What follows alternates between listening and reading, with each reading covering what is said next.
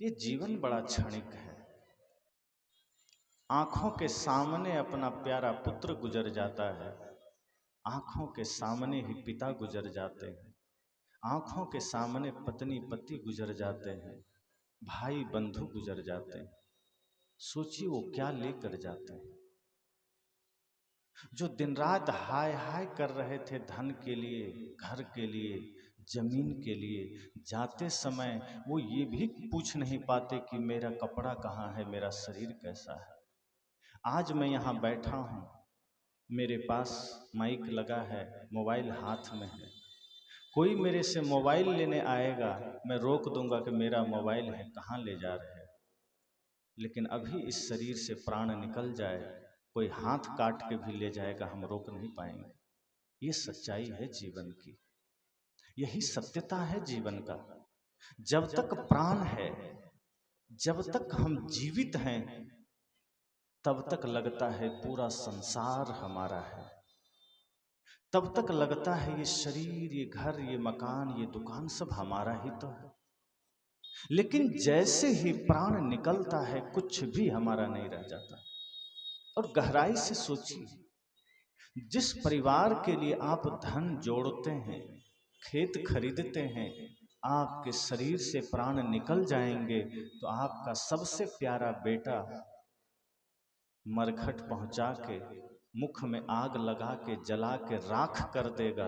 वो ये नहीं कहेगा कि पिताजी बड़े प्यारे हैं, इनको अब घर में ही रखना है, कहीं लेके नहीं जाना। कि इन्हीं हाथों से पिताजी हमें चलना सिखाए थे, ये हाथ हम घर में ही रख लेते, इन्हीं कंधों पर बैठा था हमने, ये कंधे हम घर में ही रख लेते। रोएंगे, दुख तो होगा, लेकिन कहेंगे जल्दी ले चलो मरघट। और मानो शमशान घाट में वो आत्मा रोते हुए कहती है बाहर से कि किसने मुझे इस अंधेरे में लाके छोड़ा है। हम तो घर में थे, उजाले में थे, अपना घर बनाए थे, जमीन खरीदे थे, सब लोग साथ में थे। आज इस शमशान घाट के अंधेरे में किसने मुझे छोड़ा है। तो संत जन कहते हैं, बल्कि मौत भी यही कहती है कि जिसके लिए तुमने धन को जोड़ा है, उसी ने तुम्हें अंधेरे में छोड़ा है। इसलिए ऐ माटी के पुतले, तुझे कितना गुमान है, कितना गुमान हम करते हैं इस शरीर पर, कितना अहम हम करते हैं। हम कुछ हैं, जहां ये भाव हम करते हैं, अहम आ जाता है। सोचिए, किसी को पता चल जाए 24 घंटे में मौत होने वाली है, पहले से सूचना मिल जाए, आपका जीवन क्या हो जाएगा। क्या जैसे आप खेत में जाते थे उसी भाव से खेत जा सकेंगे? क्या जैसे आप पिता से बात करते थे वैसे बात कर पाएंगे? क्या आप जैसे दुकान में बैठते थे वैसे बैठ पाएंगे?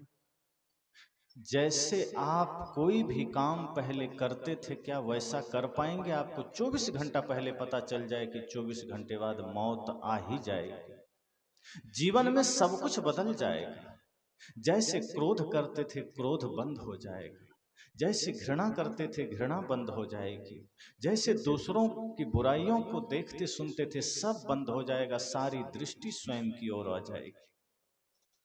और जब मौत सामने खड़ी होगी, तब आपको लगेगा कि जो कुछ कमाया था वो तो यहीं छूट रहा है, हमने वो धन नहीं कमाया जो साथ जा सकता है।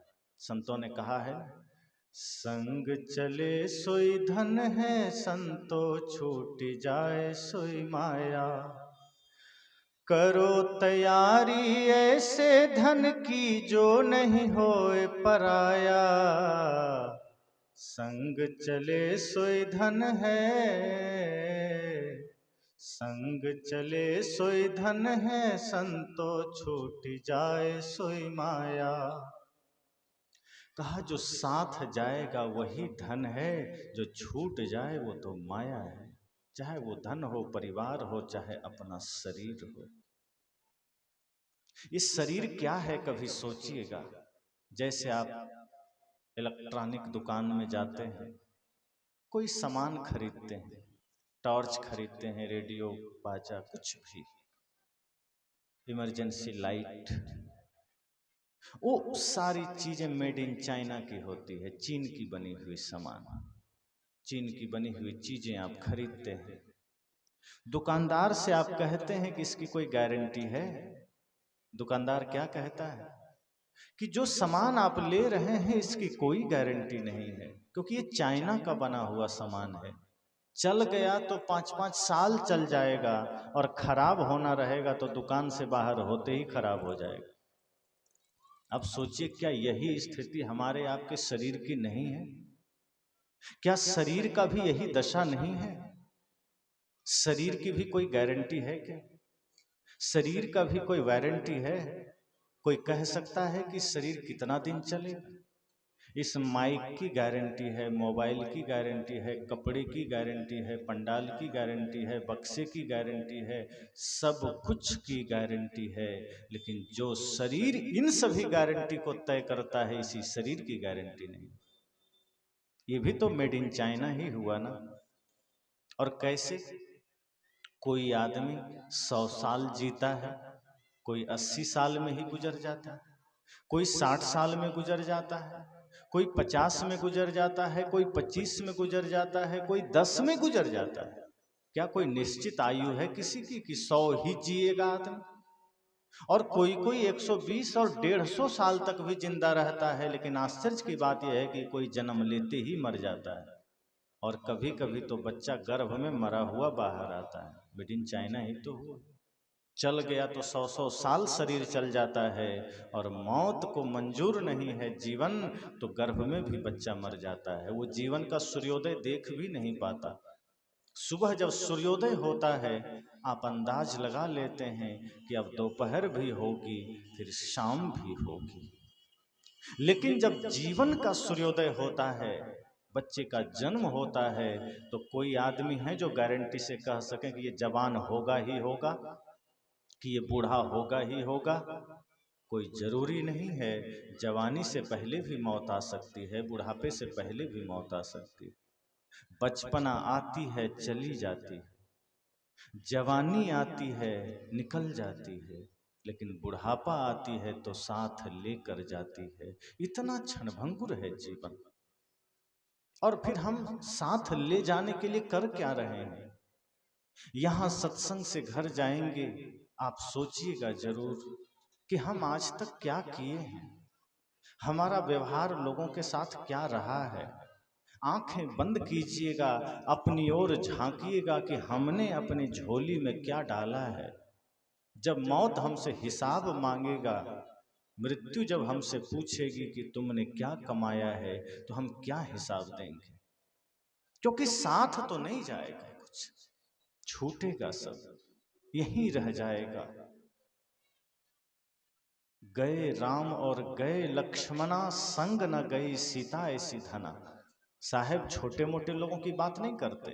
वो ये नहीं कहते कि छोटे मोटे लोगों को जाना है। गए राम, राम को भी जाना पड़ा। अयोध्या चले जाइए, राम जी का जन्म स्थान तो है, सीता रसोई घर भी है, हनुमान जी का भी निवास है, दशरथ जी का निवास है। लेकिन आप दिन में 12 बजे टॉर्च लेके खोजिए तो कहीं राम जी नजर आएंगे? मथुरा चले जाइए, मथुरा में कृष्ण जन्मभूमि है, सब कुछ है, पर आप कृष्ण जी को खोजिए, वहाँ कहीं नजर आएंगे? काशी चले जाइए, कबीर साहब को खोजिए, कहीं मिलेंगे? साहब कहते हैं बड़े बड़े लोगों को जाना पड़ा, हम और आप किस घमंड में हैं कि हमें यहीं रहना है। हम रोज देखते हैं लोग सामने से गुजर रहा है, आश्चर्य की बात है ये आभास खुद को नहीं होता। यक्ष ने युधिष्ठिर से पूछा था ना, दुनिया का सबसे बड़ा आश्चर्य क्या है? अगर कोई आज का आदमी होता तो कह देता ताजमहल आश्चर्य है, कुतुब मीनार आश्चर्य है। ऐसे ही जो दुनिया के 7 आश्चर्य हैं उसका नाम ले देता। युधिष्ठिर ने कहा प्रतिदिन लोग मर मर के यमलोक को जा रहा है, हम देखते हैं, किसी को कंधा भी देते हैं, किसी के मृत्यु में सहभागी भी बनते हैं, मरघट तक भी जाते हैं। लेकिन दुख इस बात का है, आश्चर्य इस बात का है कि आदमी को लगता है नहीं, पड़ोसी मर रहा है, हम थोड़े मरेंगे, हम तो यहाँ रहने आए हैं।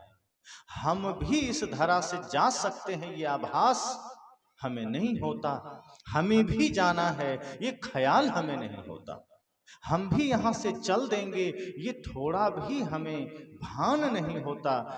सबसे बड़ा आश्चर्य है, आपने भजन सुना है, लो अपना जहां दुनिया वालों, हम इस दुनिया को छोड़ चले। जो रिश्ते नाते जोड़े थे, वो रिश्ते नाते तोड़ चले। लो अपना जहां दुनिया वालों, हम इस दुनिया को छोड़ चले। कुछ सुख के मग में देख चुके, कुछ दुख के सद में झेल चुके। तकदीर की अंधी गर्दिश ने जो खेल खिलाए खेल लिए। लो अपना जहां दुनिया वालों, हम इस दुनिया को छोड़ चले। हर चीज तुम्हें लौटा दी है, वहाँ नहीं कुछ भार चले। हर चीज तुम्हें लौटा दी है, वहाँ नहीं कुछ भार चले। पर दोष न देना ऐ लोगों, पर दोष न देना ऐ लोगों। देखो खाली हाथ चले। लो अपना जहां दुनिया वालों, हम इस दुनिया को छोड़ चले। वह राह अकेले कटती है, वहाँ नहीं कोई साथ चले। उस पार न जाने क्या पाए, उस पार न जाने क्या पाए। इस पार तो सब कुछ हार चले। लो अपना जहां दुनिया वालों, हम इस दुनिया को छोड़ चले। इस दुनिया को छोड़ चले। संत कहते हैं, जो धन साथ जा सकता था, जो दौलत साथ जा सकती थी, वो तो कमाया ही नहीं। और ये पता कब चलता है? जब मौत सामने खड़ी होती है। जब तक शरीर में जान है, ताकत है, ऊर्जा है, तब तक हम ये धन जानते ही नहीं कि जो साथ जाने वाला है। तब तक तो हमारा जीवन स्वार्थ में है, छल में है, झगड़ा में है, कटुता में है। हम दिन रात लड़ते ही तो रहते हैं। कभी धन के लिए लड़ते हैं, कभी पद के लिए लड़ते हैं, कभी प्रतिष्ठा के लिए लड़ते हैं, कभी जमीन के लिए लड़ते हैं। हर जगह युद्ध चल रहा है। सिर्फ यूक्रेन और रूस का ही युद्ध नहीं चल रहा। अगर रोज टीवी में हर घर का युद्ध दिखाने लगे तो पता चले पूरी दुनिया से लड़ाई ही हो रही है। हर घर में युद्ध चल रहा है। भाई भाई का युद्ध, सास बहू का युद्ध, भाभी ननद का युद्ध, देवर भाभी का युद्ध, पति पत्नी का युद्ध, ये सब युद्ध ही तो है।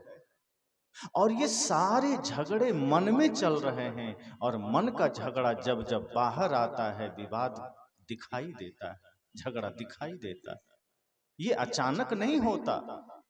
किसी आदमी से आपका झगड़ा होता है तो क्या अचानक थोड़े होता है कि आप उसके पास गए और उठा के पटक दिए या घूंसा चला दिए। मन में पहले झगड़ा शुरू होता है, वही मन का झगड़ा कभी कभी बाहर आ जाता है और उसको महाभारत कह देते हैं, महाभारत हो जाता है। ये झगड़े चल रहे हैं, हम यही कमाई कर रहे हैं। ये ध्यान नहीं है कि अंतिम घड़ी में हम लेकर क्या जाएंगे। इस सत्संग का अंतिम सत्र चल रहा है, मैं पूछूं आपने अपनी अपनी झोली में यहां से क्या लिया है। आप घर जाने के बाद विचारना कि आप अपनी झोली में क्या लाए हैं। जिन नफरतों की चादर ओढ़कर आप यहां आए थे, जिस घृणा की चादर ओढ़कर आप यहां आए थे, जिस विवाद की चादर ओढ़कर आप यहां आए थे, क्या जाते समय आपने उसे उतार कर फेंका है? क्या आप श्रद्धा, प्रेम और भक्ति की चादर ओढ़कर जा रहे हैं? क्या आप अपने जीवन में भक्ति की दौलत कमाई है? जिस दिन आप अपने जीवन में भक्ति की महानता को समझ जाएंगे, भक्ति की शक्ति को समझ जाएंगे, दुनिया की सारी दौलत आपको फीकी मालूम पड़ेगी। साहब ने कहा है, अरब खरब लो दर्ब है, उदय अस्त लो राज, भक्ति महात्म ना तुले, ये सब कौने काज। उन्होंने कहा अरबों खरबों की संपत्ति हो और इतना ही नहीं, उदय अस्त लो राज। कहते हैं ना, अंग्रेजों के जमाने में कभी सूर्यास्त नहीं होता था। अंग्रेज का शासन आधी दुनिया पर था, बल्कि पूरी दुनिया पर। तो जहां सूर्योदय था वहां भी था, जहां सूर्यास्त था वहां भी था, और जहां फिर सूर्योदय था वहां भी था। तो उसके राज्य में कभी सूरज डूबता नहीं था। साहब कहते हैं उदय अस्त लो राज। अगर आपके पास उदय से अस्त तक जो राज्य है उतना भी हो जाए तो भक्ति महात्म ना तुले, ये सब कौने काज। भक्ति के सामने ये भी फीकी है, क्योंकि दुनिया की कोई भी दौलत और आपके पास कोहिनूर हीरा भी कोई दे दे तो साथ ले जा सकेंगे क्या? लेकिन साथ जाएगा क्या? अच्छी बुरी कमाई साथी तेरा यही है, मन में संभल के देखो 2 दिन की जिंदगी है। कहा अच्छी या बुरी यही कमाई साथ जाएगा। इसलिए संत जन कहते हैं कि अपने हर क्षण को उत्सव की भांति बिताइए, माया में मत बिताइए, प्रपंच में मत बिताइए, अपने हर क्षण को आप उत्सव की भांति बिताइए, प्रेम में बिताइए, खुशियों के साथ बिताइए। कोशिश करिए कि हम भी खुश रहेंगे और हम दूसरों को भी खुशी बांटेंगे। कोशिश करिए हम भी प्रसन्न होंगे, संसार को भी प्रसन्नता बांटेंगे। इस छोटे से जीवन में हम स्वार्थ के लिए सब कुछ करते हैं, परमार्थ के लिए कुछ करने का संकल्प ही नहीं लेते। जिस राष्ट्र में हमने जन्म लिया है, क्या राष्ट्र के प्रति हम अपने दायित्वों का निर्वहन करते हैं? देशद्रोही सिर्फ वो आदमी नहीं है जो अपनी सेना पर पत्थर फेंकता है। देशद्रोही सिर्फ वो नहीं है जो तिरंगे का अपमान करता है। देशद्रोही वो भी है जो दुर्व्यसन करता है, मांस खाता है, क्योंकि भारत भूमि अहिंसा की भूमि है, सत्य की भूमि है, प्रेम की भूमि है। जो अपनी संस्कृति के विपरीत जीवन जीता है वो भी राष्ट्रद्रोही है, बल्कि वो तो मानवता द्रोही है। सीमा पर नहीं जाने का मौका मिले कोई बात नहीं, देशभक्ति का प्रमाण सिर्फ वहीं जाने से नहीं होता। यद्यपि सैनिक जो सीमा पर खड़े हैं, आप में से ही किसी का भाई है, किसी का बेटा है, किसी का चाचा है, किसी का भतीजा है, सर्वोपरि बलिदान के लिए वो खड़ा है राष्ट्र के लिए। बड़ी महिमा है उनकी। अगर सैनिक 1 मिनट के लिए सो जाए तो हम सब हमेशा के लिए सो सकते हैं। उनकी महिमा को कम नहीं किया जा सकता। अभी हम थोड़ी सी गर्मी में बैठे, देखिए पंखे की व्यवस्था है। 60 डिग्री तापमान में जैसलमेर के बॉर्डर में हमारे जवान खड़े होते हैं। जरा सोचना, इन बातों को मैं क्यों स्मरण करा रहा हूं, विचार करिए। हमारे जवान बॉर्डर पर गर्मी के समय में 60-60 डिग्री तापमान में रेत में खड़े हैं, और उन रेतों में ऊपर की गर्मी तो है ही, नीचे की गर्मी तो है ही, कभी कभी उन रेतों में जहरीले रसल स्वाइपर जैसे सांप आके डस लेते हैं, वो खड़े खड़े प्राण भी छोड़ देते हैं, पता भी नहीं चलता। और खबर आती है अमुक जवान शहीद हो गए, और हमें कोई फर्क नहीं पड़ता, हम उनके बलिदान को व्यर्थ जाने देते हैं।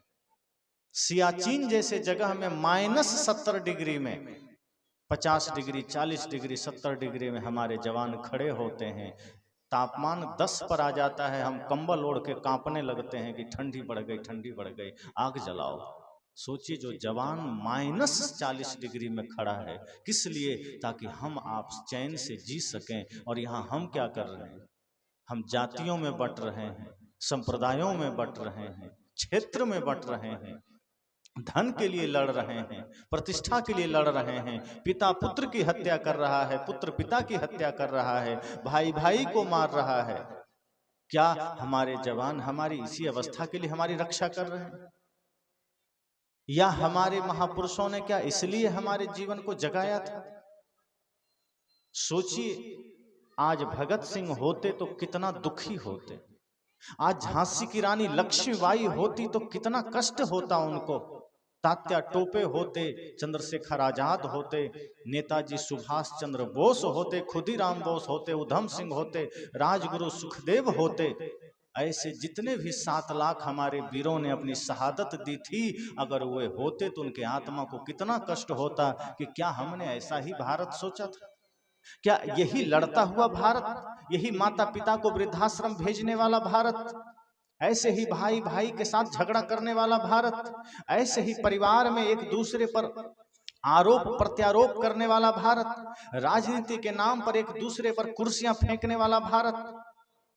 वे लोग की आत्मा रोती होगी कि मैंने ऐसा भारत तो नहीं चाहा था, हमने तो सोचा था कि ये भारत इतना समृद्ध होगा, इतना सशक्त होगा, इतना शालीन होगा, इतना स्वस्थ होगा कि दुनिया भारत को विश्व गुरु पुनः स्वीकार करेगी। लेकिन आज हमारी अवस्था क्या हो गई? हमें लगता है हम भी यहीं रहने वाले हैं। रावण भी यही सोचा था कि हम तो मृत्यु को बंदी बना लिए, हमारी मौत थोड़े होगी। कंस ने भी यही सोचा था, तभी तो देवकी के 7 पुत्रों को मारा था कि जो मेरा मारने वाला मैं उसी को नष्ट कर देता हूं। काल को कोई मार सका है? रावण भी मरा, कंस भी मरा, दुर्योधन भी मरा। जितने लोगों ने सोचा कि हम यहीं अमर हो जाएंगे, चाहे उसके लिए जो करना पड़े उसे मरना पड़ा। हम और आप किस गफलत में हैं, किस नींद में हैं कि हम यहीं जीने वाले? संत कहते हैं नहीं, जीवन क्षणभंगुर है। और ये भी सत्य है कि रावण मरा तो राम भी मरे, कंस मरा तो कृष्ण भी मरे, कबीर भी मरे। लेकिन दोनों के मरने में सिर्फ अंतर इतना है कि एक सिंहासन चढ़े चले, एक बंधे जात जंजीर। रावण मरा तो हर साल पुतला फूंका जाता है, राम मरे तो हर साल रामनवमी मनाई जाती है, पूजा होती। मरने मरने में फर्क है, जाने जाने में फर्क है। मंथरा भी मरी, लेकिन कोई अपनी बेटी का नाम मंथरा रखते हैं? रखिएगा। सीता, सावित्री, मीरा रखना चाहते हैं तो मरी तो मंथरा भी, शूर्पणखा भी, लेकिन आप नाम क्यों नहीं रखते? क्योंकि कर्म ठीक नहीं था।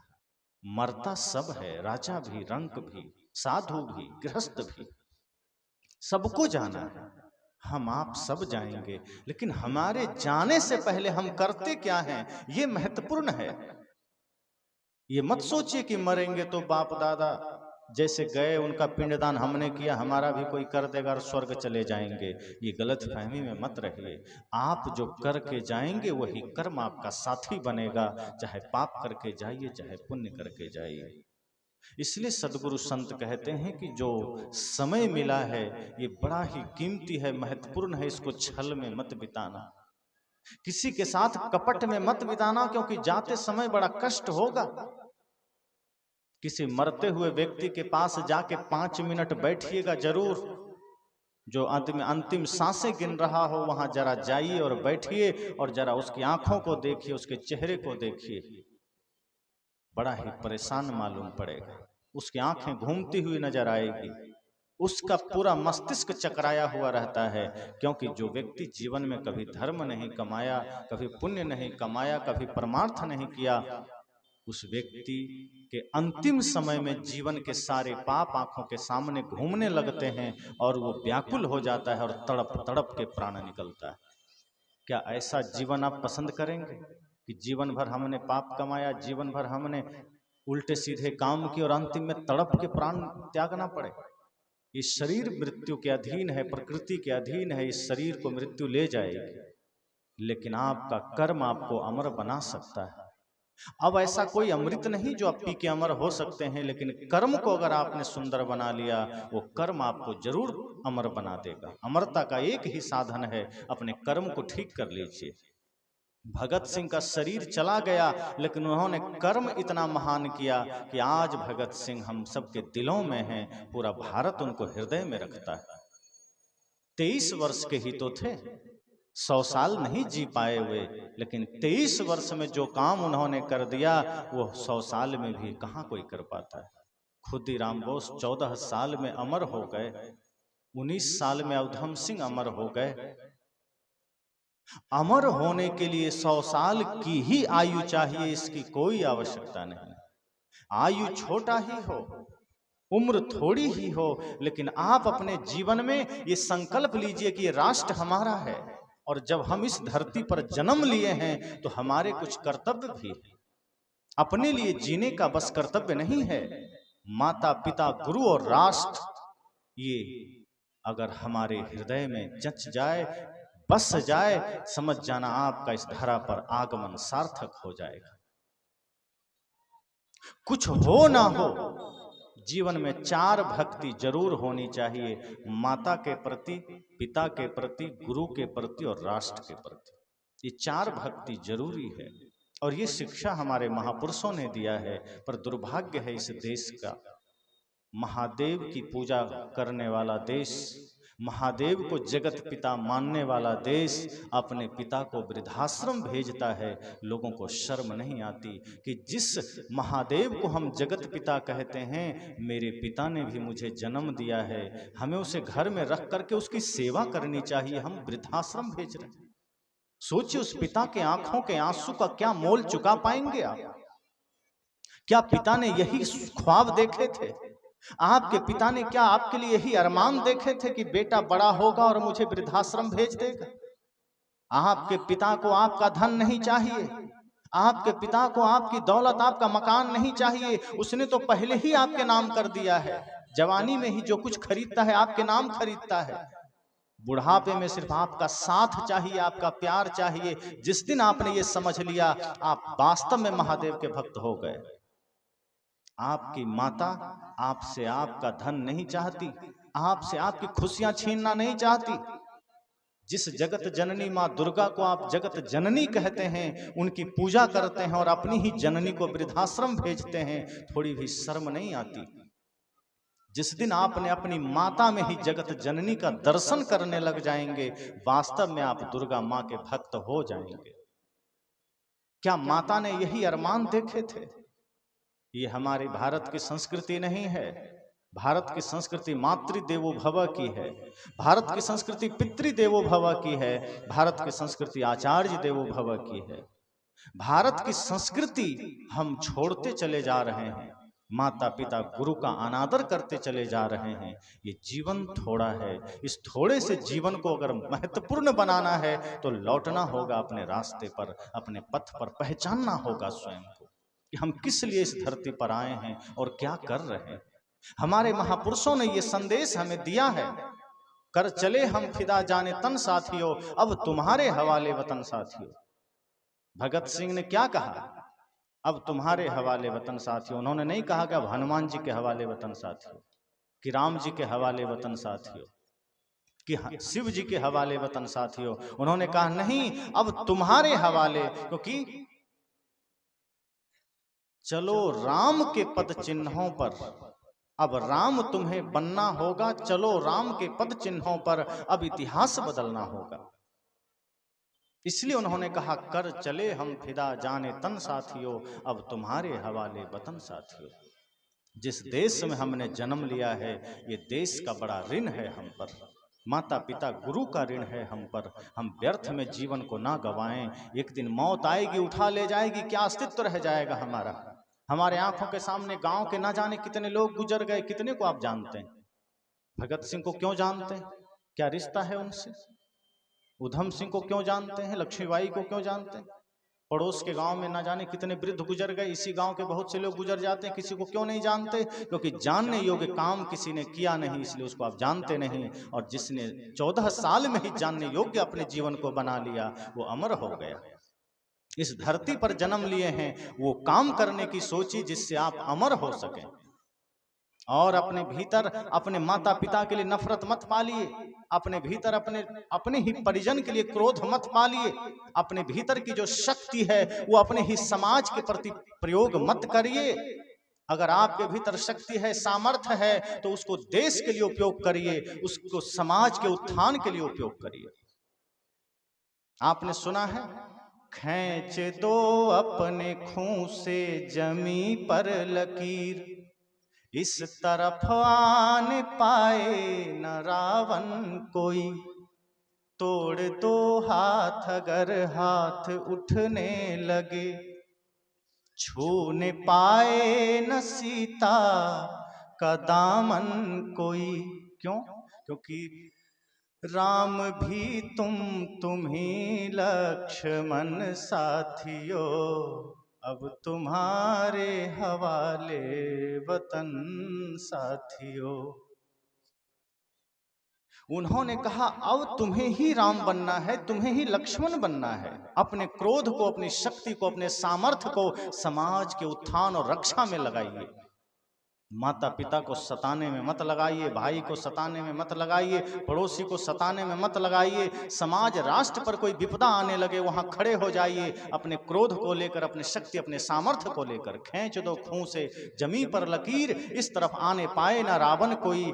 फिर कोई रावण आकर के माता सीता का हाथ नहीं छूना चाहिए। अपने भीतर वो राम तत्व को जगाइए कि आपके होते कहीं पर किसी माँ बहन को कोई छेड़छानी ना कर सके। आप आंखें फाड़ फाड़ के देखते रह जाते हैं, उस छेड़खानी का हिस्सा बन जाते हैं, आप उस अमर्यादित व्यवहार का हिस्सा बन जाते हैं। अगर वास्तव में आप इस देश में जन्म लिए हैं, आपके भीतर के वो शक्ति को आप जगा लीजिए, अपने सामर्थ्य को जगा लीजिए और इस देश का सच्चा सपूत बनिए कि आपकी शक्ति, आपकी ऊर्जा लोगों के सुरक्षा के लिए हो, समाज के उत्थान के लिए हो, राष्ट्र उत्थान के लिए हो। इसलिए मैंने कहा ये सत्संग का अंतिम बेला है, अंतिम घड़ी है। आप यहां से क्या लेकर जा रहे हैं, जरा सोचना। क्या खाली हाथ तो नहीं जा रहे, कुछ लेकर जा रहे कि नहीं? आंखें बंद करके विचार करिएगा कि हम यहाँ से अगर खाली ही जा रहे हैं तो सदगुरु कबीर की वो वाणी जो अक्सर मैं कहा करता हूँ कि पानी में मीन पियासी मोहे सुन सुना बथासी। साहब ने कहा, मानो साहब किसी नदी किनारे खड़े थे, मछलियों ने साहब से कहा कि हमको बड़ी प्यास लगी है। साहब को हंसी आई, आपको भी आई हो कि तुम तो पानी में ही रहते हो, फिर प्यासे क्यों हो? लेकिन साहब ने उस मछली की बात नहीं करते, समाज रूपी मछली की बात करते हैं कि ज्ञान गंगा में बैठ करके अगर कोई कहे कि क्या करें, हम शांति का जीवन नहीं जी पाते। सत्संग में आकर के भी किसी की नफरत नहीं मिट पाई, सत्संग में आकर के भी कोई माता पिता का सम्मान नहीं करना सीखा, सत्संग में आकर के भी कोई दूसरे रोते को हंसाना नहीं सीखा, कोई दूसरे की खुशी का वजह नहीं बन पाया, कोई अपने भीतर के विकार को नहीं मिटा पाया। साहब कहते हैं पानी में मीन पियासी मोहे सुन सुना बथासी, कि सत्संग में आकर के भी आप जीवन को बदल नहीं पाए। आपका रोल मॉडल कोई हीरो हीरोइन बन जाता है। आज हमारे युवा और युवती समाज का रोल मॉडल कौन है? आप किसी बच्चे से पूछिए, हम भी पूछते हैं लोगों से कि आपका आदर्श कौन है, आपका रोल मॉडल कौन है, आपका आइकॉन कौन है? तो कोई सलमान खान का नाम लेता है, कोई अक्षय कुमार का नाम लेता है, कोई रणबीर कपूर का नाम लेता है कि ये हमारे आइडल हैं, और बहुत हुआ तो कोई MS धोनी का नाम ले लेता है, कोई विराट कोहली का नाम ले लेता है। जिस दिन आप अपने बच्चों को ये भाव जगाने में सक्षम हो जाएंगे कि आपका रोल मॉडल श्री राम होना चाहिए, कृष्ण होना चाहिए, आपका रोल मॉडल भगत सिंह होना चाहिए, आपका रोल मॉडल लक्ष्मीबाई होना चाहिए, मीराबाई होना चाहिए। जिस दिन आपके बच्चे अपना रोल मॉडल सदगुरु कबीर को बना लेंगे, भगवान बुद्ध को बना लेंगे, संत रैदास को बना लेंगे, नेताजी सुभाष को बना लेंगे, उस दिन ये भारत, ये समाज सब बदल जाएगा। उस दिन समस्या मिट जाएगी। फिर आपको ये रोना नहीं पड़ेगा कि क्या करें, बच्चे हमारी बात नहीं मानते हैं। बच्चे बिगड़ के ही जन्म नहीं लेते हैं। मन पवित्र था मेरा जब जहां में आए थे, धर्म कर्म कुछ ना था अपने ना पर आए थे। हम बेहोश हो गए, होश जब संभाला है, पहले से जो डूबे थे हमको भी धकेला है। का इस धरती पर जब बच्चे का जन्म होता है तो वो चोर होता है कि डाकू? कुछ नहीं होता। नशा करता है? नहीं करता। झूठ बोलता है? नहीं करता। कुछ भी नहीं करता। इसलिए बच्चे को भगवान का रूप कहा जाता है। लेकिन माता पिता की लापरवाही से, समाज की लापरवाही से, शिक्षकों की लापरवाही से वही बच्चा धीरे धीरे कुसंग में पड़ता है। वही बच्चा धीरे धीरे नशा सीखता है, दुर्व्यसन सीखता है, धीरे धीरे राष्ट्रद्रोह सीखता है, धीरे धीरे स्वार्थ सीखता है। क्योंकि बचपन से आपने उसे परिचय कराया है, माता पिता कौन है, फूफा कौन है, चाचा कौन है, दादा कौन है, दादी कौन है, ये खेत तुम्हारा है, ये गाड़ी तुम्हारी है, ये घर तुम्हारा है। इसी के साथ साथ उसी समय परिचय करा देते, ये राम है, कृष्ण है, बुद्ध है, महावीर है, कबीर है, भगत सिंह है, चंद्रशेखर आजाद हैं। अगर बचपन में ही आपने बच्चों का परिचय भगत सिंह से करा दिया होता तो आपके बच्चे आपकी आंखों में आंसू नहीं आने देते, वो आपकी खुशियों का कारण बनते। अगर बचपन में ही अपने बच्चों को मीराबाई, लक्ष्मीबाई, माता सीता, सावित्री और अनसुईया का संस्कार देने में सक्षम हो गए, आपको रोना नहीं पड़ेगा। इसलिए मैंने कहा ये अंतिम बेला है, यहाँ जागृत हो जाइए, जग जाइए कि आज तक जो हुआ सो हुआ। ये सत्संग आपके जीवन के समस्याओं का समाधान बन जाए, ये सत्संग आपके प्रश्नों का उत्तर बन जाए, ये सत्संग आपके बेचैन मन को शांति प्रदान कर सके। इसी संकल्प के साथ आप यहाँ से जाइए कि आज हमारा जीवन बदलना चाहिए। हो गई है पीर पर्वत सी पिघलनी चाहिए, फिर हिमालय से कोई गंगा बदल निकलनी चाहिए। मेरे सीने में ना सही तेरे सीने में हो आग, कहीं पर आग लगनी चाहिए। इसलिए और अगर हम जागृत हुए तो आज जो देश की स्थिति है इसमें भी परिवर्तन आएगा। वरना क्या होगा, धरा बेच देंगे, गगन बेच देंगे और ये चमन बेच देंगे। अगर आप यूं ही सोए रहे तो ये बोट के भिखारी हमारा वतन बेच देंगे। इसलिए हम समाज से ही आग्रह करेंगे, आप जग जाइए। आप सोए हैं इसलिए ये समाज इस दुर्गति पर पहुंचा है, ये देश दुर्गति पर पहुंचा है। जब हम सो जाते हैं तो हम पर मूर्ख लोग शासन करने लगते हैं, लेकिन जब हम जग जाएंगे तो जागृत आदमी शासन करेगा, फिर देश जागृत रहेगा, फिर ये समस्या नहीं रहेगी, गरीबी नहीं रहेगी, भूखमरी नहीं रहेगी। तो जीने के लिए क्या चाहिए? इतना ही तो चाहिए। उसके बाद तब ध्यान दीजिए कि हमें यहाँ से करके क्या जाना है। माता पिता गुरु का सम्मान, उनकी भक्ति, राष्ट्र भक्ति और मानवता की सेवा, ये संकल्प हो हमारा। ये संकल्प लीजिए, संकल्प हो हमारा, इंसान हम बनेंगे, इंसान बन गए तो भगवान भी बनेंगे। जब आप संकल्प लेंगे इस इंसानियत का, आप ये संकल्प मत लीजिए कि हम हिंदू बनेंगे, मुसलमान बनेंगे, सिख बनेंगे, ईसाई बनेंगे। आप संकल्प लीजिए हम इंसान बनेंगे। आप संकल्प लीजिए कम से कम हम भारतीय बने। और जब ये संकल्प आप लेंगे तो देखेंगे जीवन में बहुत बड़ा बदलाव आएगा और ये सत्संग निश्चय ही सार्थक होगा। पंडाल कितना बड़ा लगा, मंच कितना बड़ा लगा, कहाँ कहाँ से संत आए, कहाँ कहाँ से लोग आए, ये महत्वपूर्ण नहीं है। आप इस सत्संग में कितना बैठे, उसके बाद ये सत्संग आपके अंदर कितना बैठा, ये महत्वपूर्ण है। सत्संग कितनी देर आप सुने ये महत्वपूर्ण नहीं है, वो सत्संग आपके भीतर कितना प्रवेश किया ये महत्वपूर्ण है। तो